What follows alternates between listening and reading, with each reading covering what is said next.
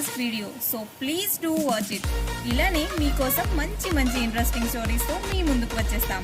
మీరు గనక మన వీడియోస్ని చూడాలనుకుంటే వెంటనే మన ఛానల్ని సబ్స్క్రైబ్ చేసుకోండి. అలాగే పక్కనే ఉన్న బెల్ ఐకాన్ని ట్యాప్ చేసేయండి. మీకు ఈ వీడియో నచ్చినట్లయితే please do like, share and comment below. So ఏమాత్రం లేట్ చేయకుండా మనం స్టోరీలోకి వెళ్ళిపోదాం.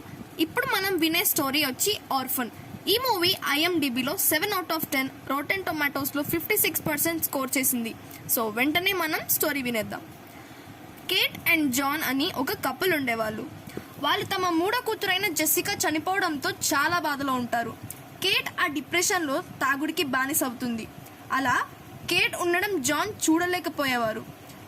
అందుకని వాళ్ళిద్దరూ ఒక అమ్మాయిని అడాప్ట్ చేసుకోవాలనుకుంటారు. సో వాళ్ళిద్దరూ ఒక ఆర్ఫనేజ్కి వెళ్తారు. అక్కడ వాళ్ళు ఎస్తర్ అని ఒక 9 సంవత్సరాల పాపను చూసి చాలా ఇంప్రెస్ అవుతారు. తన డ్రాయింగ్ స్కిల్స్తో, తన మాటలతో వాళ్ళని చాలా ఆకట్టుకుంది.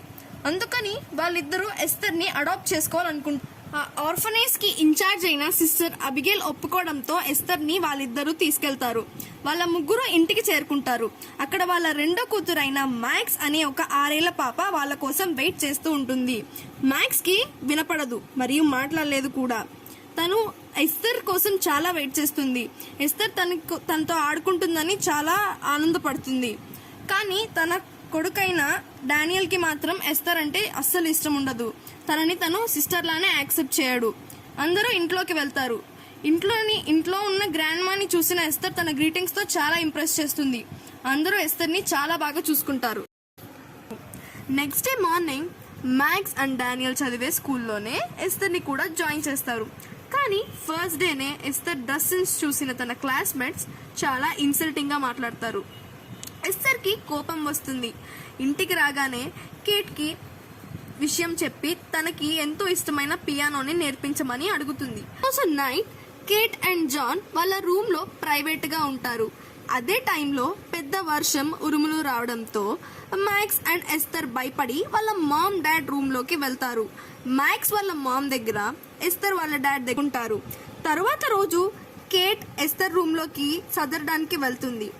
అక్కడ తన డ్రాయర్లో సీక్రెట్గా ఒక పాత బైబిల్ని దాచి ఉంటుంది. దాంట్లో కొన్ని ఫొటోస్ ఉంటాయి. అది కేట్ గమనించి చూస్తూ ఉంటుంది.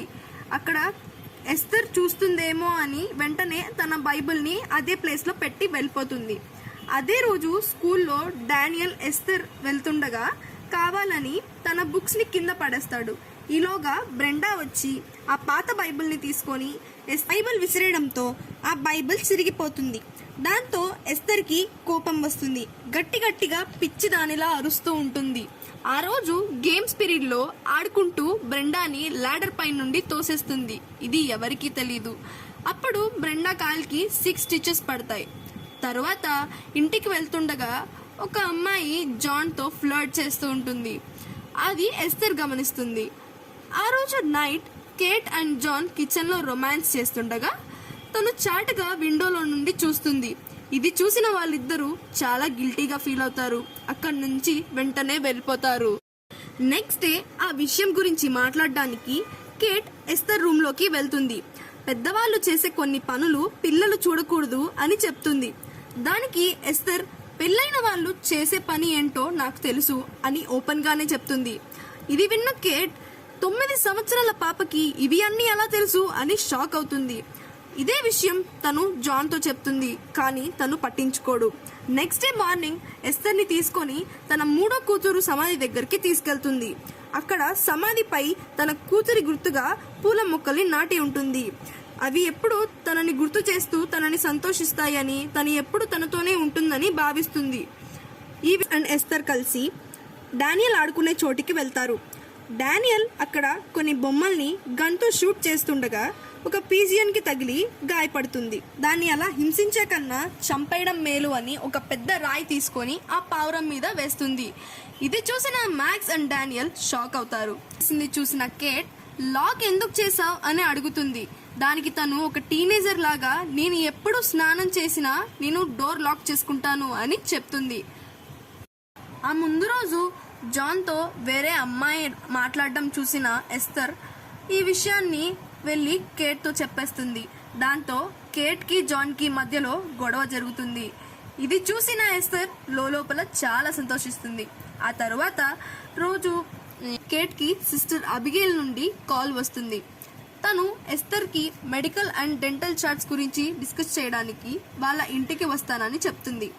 నెక్స్ట్ డే తను ఇంటికి వచ్చినప్పుడు ఎస్తరే డోర్ తీస్తుంది. సిస్టర్ ఎందుకు ఇంటికి వచ్చింది అని విసుక్కుంటుంది.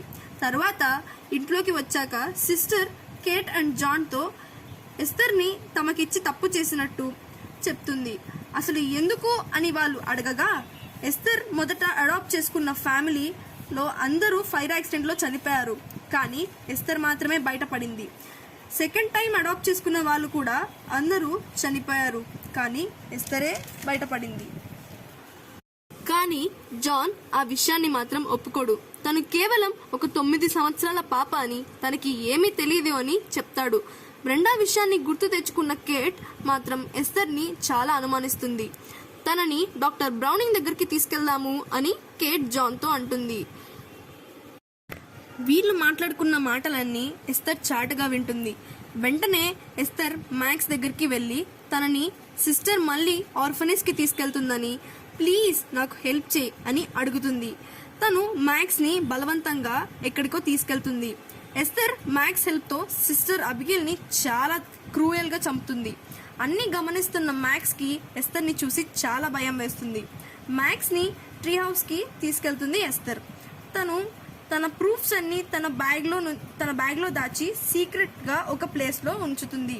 ఇవి అన్ని కూడా మామ్ డాడ్ కి తెలియకూడదు అని తనని వార్న్ చేస్తుంది. వీళ్ళిద్దరూ ట్రీ హౌస్ నుండి బయటికి రావడం చూసిన డానియల్ చాలా భయపడతాడు. ఎస్తర్ ఇదంతా గమనిస్తుంది. ఆ రోజు నైట్ డానియల్ రూమ్ లోకి వెళ్ళి తనని చాలా గట్టిగా వార్న్ చేస్తుంది. నెక్స్ట్ డే వాళ్ళు డాక్టర్ బ్రౌనింగ్ దగ్గరికి వెళ్తారు. ఎస్తర్ ఆమెతో చాలా బాగా మాట్లాడిందని, ఈ విషయం డాక్టర్ కేట్ అండ్ జాన్ తో చెప్తుంది.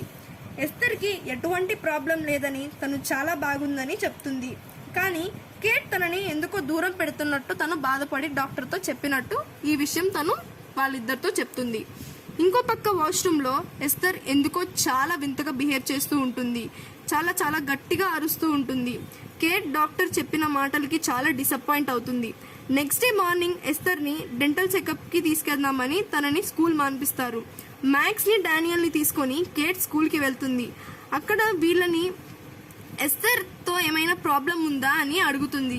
వాళ్ళు ఏమీ లేదు అని చాలా భయంగా అంటారు.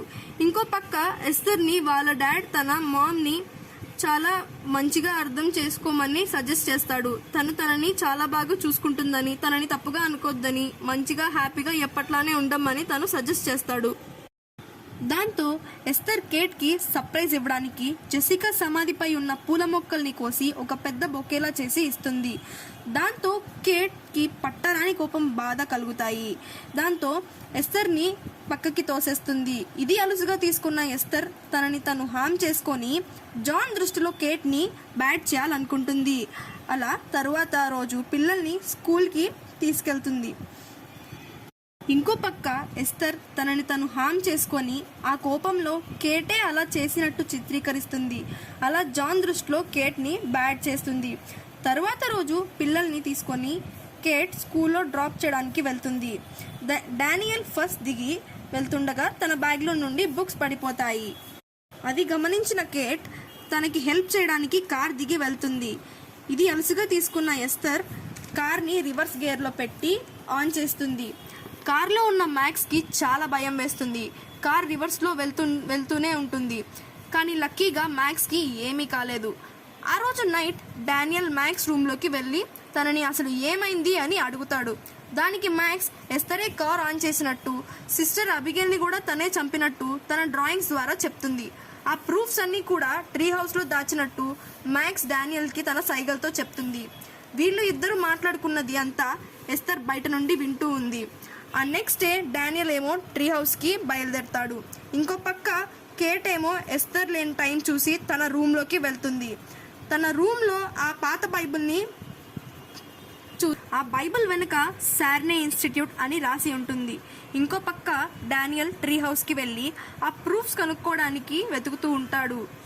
ఇది చూసిన ఎస్తర్ తన వెనక వెళ్ళి ఆ ట్రీ హౌస్ కి నిప్ అంటిస్తుంది. దాంతో డానియల్ కి ఎలా తప్పించుకోవాలో తెలియక పై నుండి దూకేస్తాడు. కేట్ ఏమో ఆ ఇన్స్టిట్యూట్ గురించి రీసెర్చ్ చేస్తూ ఉంటుంది. ఆ ఇన్స్టిట్యూట్కి కాల్ చేసి అడుగుతుంది. దాంతో తనకి తెలిసే విషయం ఏంటంటే ఆ ఇన్స్టిట్యూట్ అనేది ఒక మెంటల్ హాస్పిటల్ అని చెప్తారు. ఇక్కడేమో డానియల్ కింద పడడం చూసిన కేట్ వెంటనే పరుగున వచ్చి తనని వెంటనే హాస్పిటల్లో జాయిన్ చేస్తుంది. డాక్టర్స్ తనకి అంతా బాగైందని కొంచెం రెస్ట్ కావాలని చెప్తారు. కేట్ అండ్ జాన్ ఊపిరి పీల్చుకుంటారు. కానీ ఈలోపే ఎస్తర్ ఐసీయూలోకి వెళ్తుంది. డానియల్ ని చంపడానికి ప్రయత్నిస్తుంది. అది చూసిన మ్యాక్స్ కేట్ కి చెప్పడానికి ప్రయత్నిస్తుంది. ఈలోగా డాక్టర్స్ రూమ్ లోకి వెళ్తారు. ఇది అంతా ఎస్తర్ చేసి ఉంటుందని కేట్ తనని కొడుతుంది. ఇవి ఏమీ తెలియని జాన్ ఎస్తర్ ని పక్కకి తీసుకెళ్తాడు. కేట్ కి అనెస్థీషియా ఇచ్చి ఒక రూమ్ లో పడుకోబెడతారు. పిల్లల్ని తీసుకొని జాన్ ఇంటికి వెళ్తాడు. మ్యాక్స్ ని పడుకోబెట్టాక జాన్ ఫుల్లుగా తాగుతాడు.